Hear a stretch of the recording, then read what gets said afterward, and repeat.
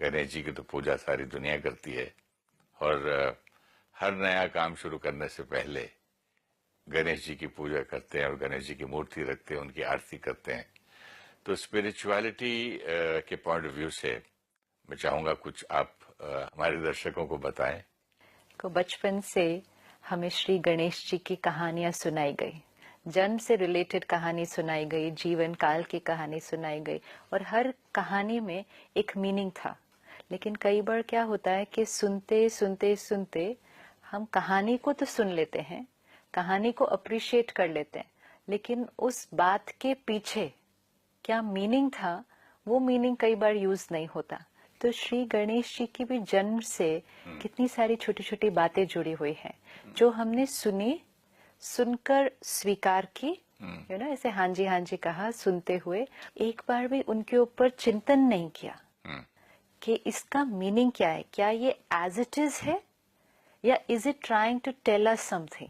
It's very important कि जब भी हम स्क्रिप्चर्स में अपने धर्म शास्त्रों में जो पढ़ते हैं हमें उसको बड़े बड़े अटेंशन से पढ़ना है कि क्या ये एज इट इज है या इसके पीछे एक मीनिंग है जिसको ये सिंबलाइज करके हमें बता रहे हैं। दैट्स वेरी इंपॉर्टेंट, क्योंकि जिन्होंने बताया उन्होंने हमें बहुत ही ज्ञान की गहरी बातें जैसे आप बच्चे को कोई बहुत गहरी बात बतानी हो, लेकिन हम कहते हैं उसको गहरी बात एज इट इज नहीं समझ में आएगी, तो उस गहरी बात को एक सिंप्लीफाइड वर्जन से बताया जाता है, एक कहानी के रूप में बताया जाता है, जिससे वो कहानी सुनने से वो उसके पीछे के मीनिंग को पकड़ते हैं। जैसे बच्चों को मॉरल स्टोरीज बनाकर बताई जाती हैं, तो वो मॉरल स्टोरी एक स्टोरी होती है, लेकिन उनको सिखाने का लक्ष्य क्या है, मॉरल्स अपने जीवन में कैसे धारण करने हैं। अब अगर मॉरल को हम सीधा सीधा एक स्पिरिचुअल लेक्चर की तरह उस तरह से लिखें तो इट्स टू डीप। जैसा हमारे घर पे मेरे ग्रैंड चाइल्ड को वो बॉल पटक पटक के बॉल फेंकना, ये फेंकना, खिलौना फेंकना, उसने उठा के नई किताब दिया तो फेंकने लगा। मैंने बोला नहीं बेटा, ये सरस्वती माता की फ्रेंड है, सरस्वती माता फिर को जय जय करते हैं ना, तो किताब को भी जय जय करते हैं। अब उसको समझाया इतना सा, वो रुक गया। राइट। लेकिन अब आगे जाके वो क्या मीनिंग ले, कैसे ले, दिस इज वेरी इंपॉर्टेंट। तो कई बार वैल्यूज, मॉरल्स, प्रिंसिपल्स, विजडम, ये समझाने के लिए गहरी बातों को एक बड़े सिंप्लीफाइड तरीके से बताया जाता है, एंड ज्यादातर उसको एक स्टोरी के रूप में बताया जाता है, क्योंकि स्टोरी याद रखना हमेशा इजी है। गहरी बातें याद रखना हम उस टाइम सुनते हुए उन्हें अच्छी लगती है, अगले दिन तक भूल जाती है। स्टोरी एक बार सुनी, बचपन की याद है, बचपन जीवन भर कभी नहीं भूलती। इसलिए आप देखो, आज भी अगर समाज में जो कुछ हो रहा है उसके बारे में अगर किसी को अवेयरनेस क्रिएट करनी है, एक पावरफुल मैसेज क्रिएट करना है, तो फिल्म इंडस्ट्री, टेलीविजन इंडस्ट्री क्या करेगी, उस मैसेज को एक स्टोरी के रूप में देगी, तो स्टोरी याद होने से मैसेज समझ में आ गया। तो श्री गणेश जी के जन्म से जुड़ी हुई जो बातें हम सुनते हैं वो ये कि शंकर जी और पार्वती जी के पुत्र हैं, ठीक है, और पार्वती जी स्नान करने गए और शंकर जी तपस्या पे गए हुए थे, 10 सालों से तपस्या कर रहे थे, और उनके पीछे पार्वती जी ने क्या किया, अपने शरीर की मिट्टी को निकालकर एक बच्चे का निर्माण किया। और जब पार्वती जी अंदर स्नान करने गए तो बच्चे को बाहर खड़ा किया सुरक्षा के लिए और कहा किसी को भी अंदर आने नहीं देना। शंकर जी 10 साल की तपस्या के बाद वापस आए, बच्चे ने उनको नहीं पहचाना, तो कहा जाता है कि शंकर जी को इतना क्रोध आ गया कि उस बालक का ही सर काट दिया। अब ये सारी बात हमने सुनी और ऐसे किया, हाँ राइट राइट राइट। अब इसकी एक भी बात पर हमने कभी भी डाउट नहीं किया, डाउट भी नहीं किया और सोचा भी नहीं, और बुरा भी नहीं लगा कि छोटे बच्चे का गला काट दिया। क्यों?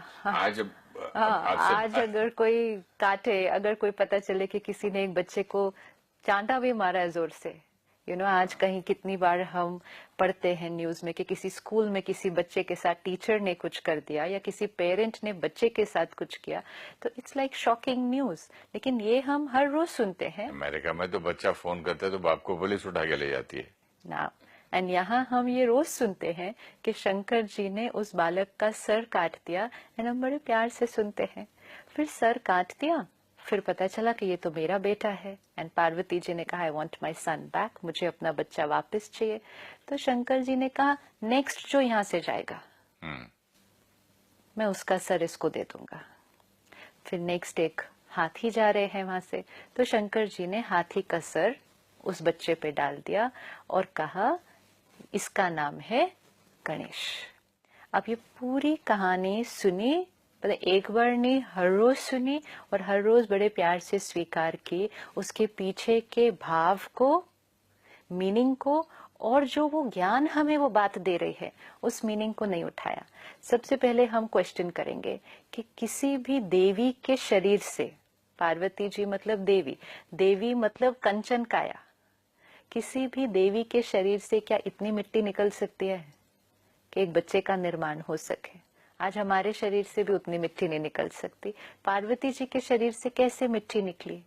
फिर शंकर जी तपस्या पे गए थे। अब शंकर जी देवता तपस्या पे गए, पहले तो देवता, फिर 10 साल की तपस्या, और फिर आकर इतनी सी बात पे इतना गुस्सा आ गया कि बच्चे का सर काट दिया। उस पर भी क्वेश्चन नहीं किया। फिर बच्चे का सर काट दिया, फिर रियलाइज हो अपना बच्चा है, तो क्या किया, नेक्स्ट जो जाएगा उसका सर, मतलब एक और हिंसा। तो परमात्मा आकर ये सारी बात का हमें जो उसके पीछे का जो मीनिंग है वो समझाते हैं कि पार्वती जी ने मट्टी से बच्चे का निर्माण किया, मतलब आज जो हम हैं वो हम बॉडी कॉन्शियस हैं, मैं आत्मा हूं, ये हमें कभी याद नहीं रहता। तो हम जो आज हैं मट्टी के बने हुए, अपने को वो मट्टी का ही समझते हैं। मतलब मैं अपने आप को क्या समझती हूँ, मैं कौन हूँ, ये शरीर, यही हम अपने आप को समझते हैं।